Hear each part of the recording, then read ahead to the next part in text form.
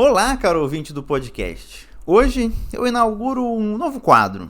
Para 2025, o podcast da emergência vai se dividir em quadros. Os episódios teóricos serão mantidos, mas entre eles a gente vai ter uns quadros diferentes, falando de outros assuntos que eu considero que fazem parte da medicina de emergência ou da medicina em geral. Um desses quadros é o Eu Defendo o SUS, que surge no entendimento de que o SUS está sob ataque desde que ele nasceu. E é urgente, ou melhor, é uma emergência defender o SUS. Dito isso, esse primeiro episódio é para fazer você pensar nos diversos aspectos que fazem o SUS grandioso e os diversos ataques que ele vem sofrendo e que você não vai ver na grande mídia. Ao longo dos outros episódios do quadro, eu vou detalhar cada uma das coisas que eu trago nesse episódio. Vamos lá?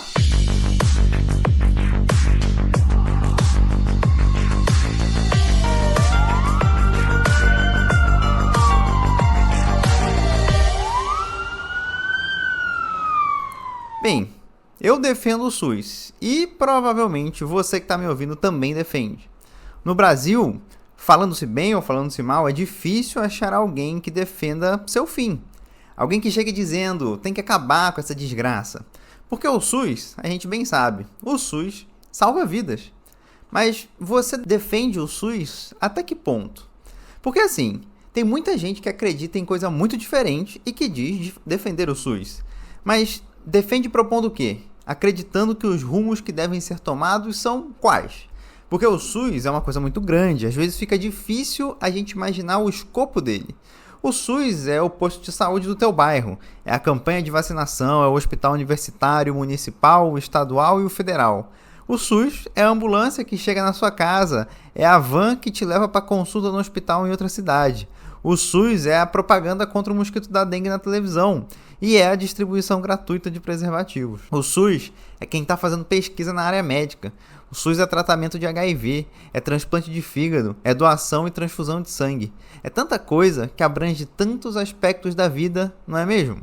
E aí, quando a gente entende a complexidade do SUS, a gente passa a perceber que defender o SUS é necessário, mas não é só isso, ele é complexo. E por que raios que eu estou falando sobre isso? Porque eu sou médico e vivo o SUS toda semana. Eu me formei atendendo o SUS e sigo atendendo. E muito médico, enfermeiro, fisioterapeuta, técnico de enfermagem vai viver o SUS a vida toda. E o nosso SUS sofre ataques desde que ele nasceu. Então, como todo mundo supostamente defende o SUS, eu queria explicar melhor minha visão de defesa do SUS para que a gente sempre esteja atento quando querem atacá-lo sem que a gente perceba. Eu acho que a melhor forma de começar a entender o impacto do SUS é entender como seria se ele não existisse. Imagina um país, um lugar onde tem zero serviço público de saúde. Assim, zero mesmo, nada de nada. O nome desse lugar é Estados Unidos. Meus caros, isso mesmo, a terra da liberdade carece de um sistema público de saúde. Para você ter noção, o Ronald Reagan, presidente dos Estados Unidos de 1981 a 1989, fez uma propaganda dizendo que saúde pública era comunismo. E, como naquela época estava em vigor a Guerra Fria, qualquer coisa que remetesse ao perigo vermelho deveria ser abominada. Lá, nesse país de primeiro mundo, se você tiver um problema de saúde que precisa de uma ambulância, só o transporte da ambulância gira em torno de $1.200. Se você tiver plano de saúde, você paga em média $450. Isso mesmo com um plano você paga. Os custos dos planos de saúde, os mais baratinhos, giram em torno de $1.000 por mês. Só que se liga nisso. Sabe no seguro de carro, que se você bater o carro tem uma franquia que você pague só depois o seguro cobre? É isso aí. Nos Estados Unidos existe franquia para plano de saúde. Então você só é coberto pelo plano se o valor passar a franquia. Os exemplos que eu achei nos planos mais baratos são de franquias de $7 a $9.000. Se teu plano é mais caro, a franquia tende a ser menor. E medicamentos então, que você pode pegar de graça no posto, ou um genérico mais barato, ou numa farmácia popular, isso não existe lá. Imagina uma pessoa diabética, insulino dependente, que precisa de insulina para o resto da vida.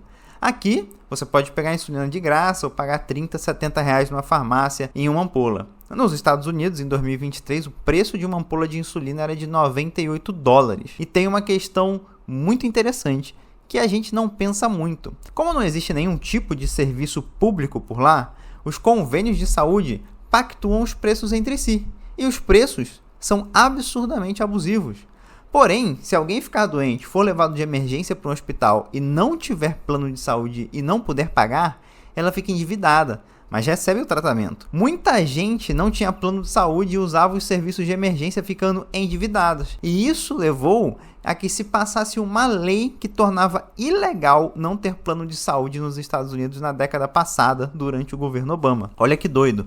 O fato de você só ter rede privada de saúde e a inexistência de qualquer assistência pública faz com que você seja obrigado a contratar algo privado que coloca o preço onde quer, porque não existe contraponto da gratuidade. E quem regula os planos de saúde são os próprios planos de saúde. Então, voltando para o Brasil, você que acredita que não usa o SUS em momento nenhum da sua vida, o preço dos planos no Brasil e a forma como eles funcionam são mais baratos do que, por exemplo, nos Estados Unidos, porque o SUS força o preço para baixo. Porque no fim das contas, se você não tiver como pagar um plano, você não fica desalentado. Vamos fazer uma comparação aqui.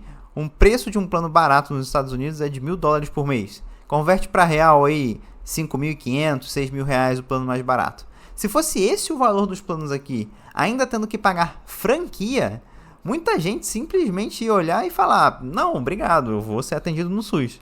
Então, tá aqui um argumento para você que acredita que não usa o SUS, também defender o SUS. E pensa só ao contrário, se a gente tivesse um SUS muito bem estruturado, que conseguisse zerar as filas, tivesse médicos, enfermeiros e todos os funcionários bem pagos, que tivesse atendimento rápido e de qualidade, um SUS verdadeiramente universal para todos, para que você ia querer ter um plano de saúde? Tá caro o plano? Bem, tem um SUS ali de qualidade do outro lado para usar. Então veja só, o SUS fortalecido é uma ameaça à rede privada de saúde. Porque se o SUS conseguisse crescer e se desenvolver em suas plenas capacidades, ter autossuficiência, para que alguém ia querer usar o serviço privado? O privado desapareceria. O setor privado só tem espaço à medida que há um desgaste estrutural e proposital do setor público. Duvida? O teto de gastos instituído pelo governo Temer em 2016 e mantido pelo governo Bolsonaro congelou os gastos na saúde para os valores de 2016 por 20 anos. O Lula, que foi eleito prometendo acabar com o teto de gastos, aprovou o teto de gastos 2.0, chamado arcabouço fiscal. E nesse novo esquema, o investimento do governo só pode crescer de um ano para o outro 2,5%. Só que é 2,5% em tudo. Saúde, educação, infraestrutura, pesquisa, segurança, inovação. E aí, se você quer aumentar o investimento em saúde, vai ter que diminuir em outra coisa. E estamos vivendo ameaças reais de cortes no piso constitucional da saúde, que diminuiria o financiamento do SUS. No fim, independente de esquerda ou direita, quem sai ganhando com isso é o setor privado, que vai ter como concorrência um SUS cada vez mais capenga. Viu como que é importante saber de economia e de política para defender o SUS? Você sabe quem são as vozes, os políticos, os ativistas, os funcionários da saúde que defenderam acabar com o teto de gastos, que defenderam acabar com o arcabouço fiscal, que defenderam e defendem tirar a educação e a saúde do arcabouço fiscal, que defendem o piso constitucional da saúde, que defendem o pagamento, por exemplo, do piso da enfermagem? Esse é apenas um dos aspectos no qual o subfinanciamento e a precarização do SUS é estrutural. E esse subfinanciamento é de longa data, viu? Bem antes do Temer. Do ano de 2000 ao ano 2014, considerando todo o gasto do Brasil em saúde, cerca de 40% foi para a saúde pública. Os outros 60% foram para a saúde privada. Mas peraí, a saúde privada atende cerca de 50 milhões de brasileiros, cerca de 22% da população, mas fica com 60% dos recursos públicos? E mais, os planos de saúde têm uma dívida de cerca de 5 bilhões de reais com o SUS, que não são pagas. Menos de 50% dos gastos que o SUS teve com o serviço particular, que deveria ser ressarcido, foi efetivamente pago. E ai de você, se atrasar um boleto, hein? E aí? Quando você fala que você defende o SUS, você defende o aumento da porcentagem do recurso público destinado ao que realmente é público? Você defende que os planos de saúde paguem suas dívidas com o SUS? Você defende que o orçamento da saúde saia do arcabouço fiscal? Mas o SUS está em toda parte, né, meu caro? Veja só, a Fiocruz, que é SUS, produz patentes, medicamentos, vacinas, testes para detecção de bactérias, de vírus como o Zika, de fungos e muitas outras coisas. O Instituto Butantan, junto com o Instituto Vital Brasil e a Fundação Ezequiel Dias, produzem os soros antipeçonhentos. Todos conhecemos as participações do Instituto Butantan na produção de vacinas, principalmente contra a Covid. Além disso, o Butantan está desenvolvendo um soro anti-abelha, que é para os pacientes que sofrem picadas de abelhas de mais de 100 abelhas. Esse soro já está em fase 4 de testes. O Brasil é pioneiro e referência mundial no tratamento de HIV. Através de articulações do Ministério da Saúde, o Brasil conseguiu comprar dolutegravir, um dos melhores medicamentos para AIDS, por 70% do preço de mercado. O Brasil tem o LACEN e o LAFEP, gigantescos laboratórios para a produção de medicamentos e de testes em Pernambuco. Mas aí eu te pergunto, quando você diz defender o SUS, você defende a soberania nacional em IFAs? Afinal de contas, você sabe o que são IFAs? Um IFA é um insumo farmacêutico ativo. É basicamente a matéria-prima dos medicamentos e vacinas. Todo medicamento precisa de um IFA para ser feito. E IFAs são produzidos, é óbvio. E aí, pensa só. Um país que tem o SUS, grande pra caramba, atendendo todos os cantos desse Brasil, que usa um monte de medicamentos rotineiramente, desde dipirona até quimioterápicos, precisa de bastante IFA, né? Se falta IFA no mercado global, falta medicação. E o Brasil? Produz IFA? Bem, produzia. Na década de 80, o Brasil produzia cerca de 50% dos IFAs que consumia. Mas, com o desinvestimento e a desindustrialização do nosso país, passamos de 50% para apenas 5% dos IFAs sendo produzidos no Brasil. Esse é o preço do desejo do agronegócio de transformar o Brasil num celeiro. Hoje, quem é a farmácia do mundo e que vende IFA para todo mundo é a China e também, principalmente, a Índia. Os Estados Unidos, por exemplo, compram 78% dos IFAs da China. No caso dos antibióticos, que saímos prescrevendo Clavolin e Ceftriaxona à torto e à direito, 100% dos IFAs vem de fora. Pensa nisso na próxima vez que faltar antibiótico no teu hospital ou na farmácia mais próxima. O Brasil tem o SUS, tem o Instituto Butantan, faz vacina, faz soro antipeçonha, mas não tem soberania na matéria-prima dessas medicações. Recentemente, em 2024, a Novo Nordisk, que fornecia insulina em escala global, incluindo para o Brasil, anunciou que ia parar de produzir insulina. No momento que eu escrevo esse roteiro, o Brasil corre riscos de desabastecimento, tendo que comprar mais caro de outras empresas para suprir a demanda. A fábrica que vai tentar suprir a demanda brasileira é da empresa Bion, que pertence à Novo Nordisk. O Brasil é referência mundial em tratamento de HIV, mas não tem matéria-prima para produzir medicamento. E aqui, meus caros, a gente tem que ter capacidade para distinguir gasto e investimento. O Brasil, se quiser começar a engatinhar novamente no quesito produção de IFA, precisa investir $1 bilhão para conseguir, dentro de 5 a 10 anos, aumentar a capacidade de produção de IFAs de 5% para 20%. É um salto bem considerável. E $1 bilhão é mais ou menos a dívida que os planos de saúde privados têm com o SUS. Aí, se o Brasil decide fazer isso, investir esse 1 bilhão, você pode ouvir algum jornal ou comentarista de YouTube falando que o Brasil está gastando mais do que devia, que não tem responsabilidade fiscal e blá blá blá. Nossa, o governo gastando, vai faltar dinheiro. Um país tem que pensar a longo prazo se quiser garantir sua soberania, e principalmente sua autossuficiência e em saúde também. E um investimento volumoso para recuperar a produção de IFA é um investimento com horizonte onde não faltam mais remédios, onde amplia-se a produção de medicamentos, onde se barateia os custos do medicamento. Ou seja, é um retorno positivo, sem contar os empregos que isso gera também. Já parou para pensar nisso? Agora que você sabe o que é IFA, quando você diz que defende o SUS, você defende a nossa autossuficiência em produção de medicamentos? Em 2023, os parlamentares brasileiros tentaram avançar com uma proposta de emenda constitucional. Uma PEC que foi apelidada de várias formas. PEC do sangue, PEC do plasma e o meu favorito, que é a PEC do vampiro.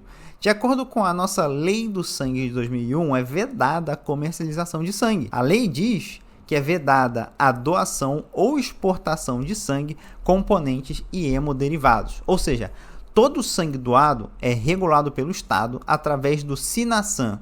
O sangue não pode sair do Brasil e o sangue é do SUS. E o sangue não serve só para fazer transfusão. Serve para fazer plasma fresco congelado, albumina humana, entre outros.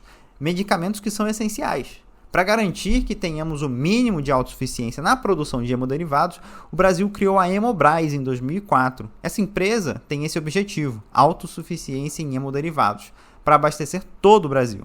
No momento que eu faço a pesquisa para esse episódio do podcast, o governo investiu 1,4 bilhão de reais para construir a maior fábrica de hemoderivados da América Latina em Pernambuco, com capacidade para processar até 500 mil litros de plasma por ano. E mesmo sendo uma empresa pública, cuja função primordial é o cumprimento de sua função social, diferente das empresas privadas que o objetivo primordial é o lucro, a Hemobras teve lucro em 2023 de 326 milhões de reais. Empresa eficiente e eficaz. Agora, a PEC do Vampiro foi aprovada na Comissão de Constituição, Justiça e Cidadania, CCJ, em 2023. Porém, ela ainda está em debate e não está em efeito. Se ela for aprovada, entenda uma coisa, meu caro ouvinte, empresas estrangeiras podem participar da comercialização do povo brasileiro. Você vai doar sangue para quem e onde quiser. Talvez doe seu sangue para aquele que te forneça mais dinheiro em troca do seu sangue. E nada garante que o seu sangue vai ficar no Brasil. Sangue passa a virar uma commodity e entra no mercado global. E aí é tchau Hemobras, tchau autossuficiência. E se já falta sangue em certas situações no Brasil, já era. Eu, como emergencista, tenho muito medo dessa PEC. O sangue O negativo é valiosíssimo para nós, pois num cenário comum na emergência de choques hemorrágicos, seja por trauma, seja por hemorragias digestivas, em que você precisa repor sangue no paciente e precisa acionar um protocolo de transfusão maciça e você não tem tempo de testar o tipo sanguíneo do paciente, você precisa dar sangue O negativo. Já pensou se sangue pudesse ser comercializado? O preço que vão colocar no O negativo? Imagina só se não vão exportar sangue O negativo para fora do Brasil. Vai a morrer gente faltando sangue. E quando tu busca notícias sobre isso na internet, aparecem coisas como o setor privado, que é favorável à PEC, diz que é uma ótima oportunidade. Por que será, né? O que será que os médicos emergencistas acham? O que será que os médicos em geral acham? Eles estão sendo ouvidos ou está sendo tratado como uma questão de mercado?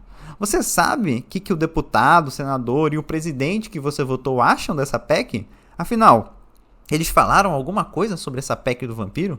Os serviços privados são obrigados por lei a entregarem as bolsas de sangue que não utilizam para o SUS, para a Hemobras, mas existem relatos de empresas que não respeitam a lei, jogam o sangue fora.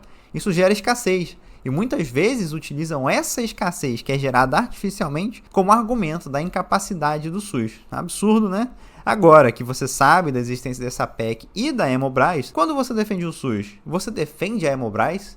Você defende a nossa autossuficiência em sangue e hemoderivados? Uma coisa que eu acho fantástica também no SUS é o nosso serviço de transplante, sabe? O SUS realiza 96% dos transplantes de órgão do Brasil. Um transplante de pulmão, que é um dos mais complexos, ocorre a cada 3 dias.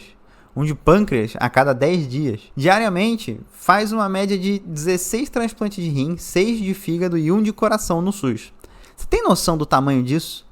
E para fazer isso, o SUS faz uma mobilização gigantesca de recursos diariamente. Existe o processo de captação, que leva uma equipe cirúrgica especializada para recolher os órgãos. Depois existe o transporte, muitas vezes aéreo, que leva os órgãos para os seus destinos, que nem sempre estão na mesma cidade ou no mesmo estado. Depois existem as outras equipes cirúrgicas que realizam o transplante. E daí, as equipes de UTI e pós-operatório para cuidar desses pacientes. Além disso, existe o gerenciamento complexo da fila única dos transplantes. Tudo isso, iniciativa do SUS, faz parte do nosso Brasil. Se o SUS é enfraquecido e se ocorrer uma brecha com a PEC dos vampiros, poderíamos viver num Brasil onde o mercado adentre os transplantes. E aí, quem pagar mais, leva. E aí acabou a fila única. Um problema que veio à tona no final de 2024 também foram os pacientes que foram infectados com HIV após transplantes de órgão no Rio de Janeiro. Isso aconteceu pois a empresa responsável por fazer os testes de HIV é terceirizada, que é uma forma de privatização do serviço do SUS. O compromisso da empresa privada é sempre com o lucro, e para diminuir os custos e aumentar o lucro, deixou de fazer a calibragem dos testes de HIV diariamente, que é uma exigência do SUS, passando a fazê-la semanalmente. Nessa janela de tempo, houve falha na testagem e a tragédia foi feita. O SUS é fundamental para garantir que as diversas pessoas do nosso país, desde multimilionários como Faustão até o seu Zé da esquina, possam ter uma chance de um recomeço através do transplante. E esse transplante precisa de qualidade que só o SUS, fortalecido e 100% público, pode oferecer. Defender o SUS também é defender nossa espetacular rede de transplante. Para finalizar, eu queria que você, caro ouvinte, levasse consigo algumas palavras: investimento, soberania e autossuficiência. O papel fundamental do SUS é garantir a saúde do povo brasileiro. Todo brasileiro já sabe que o SUS está em todo canto. Ele chega de barco até nas profundezas da Amazônia. Mas talvez você não soubesse que ele impacta no quanto que você paga no seu plano particular. Talvez você não soubesse da Hemobras, dos IFAs, da PEC do Vampiro. E para o SUS crescer precisa de investimento, para ele poder ser melhor para mim, para você e para todo o Brasil. Dinheiro precisa ser injetado hoje e no setor público, não no privado, para que colhamos bons frutos no futuro, para que as futuras gerações tenham uma saúde melhor do que a nossa, para que nós mesmos possamos ter uma saúde melhor no futuro do que a que temos hoje. O investimento deve ser feito visando essa autossuficiência do SUS e a soberania nacional do Brasil em saúde, seja na produção de medicamentos críticos, seja na produção e distribuição de hemoderivados, seja no desenvolvimento das nossas vacinas, seja no número de leitos. Saúde é um assunto estratégico para qualquer nação, e uma nação saudável é uma nação com futuro. E esse investimento passa não só pelas empresas estatais, pelos laboratórios, mas passa também pelas universidades públicas.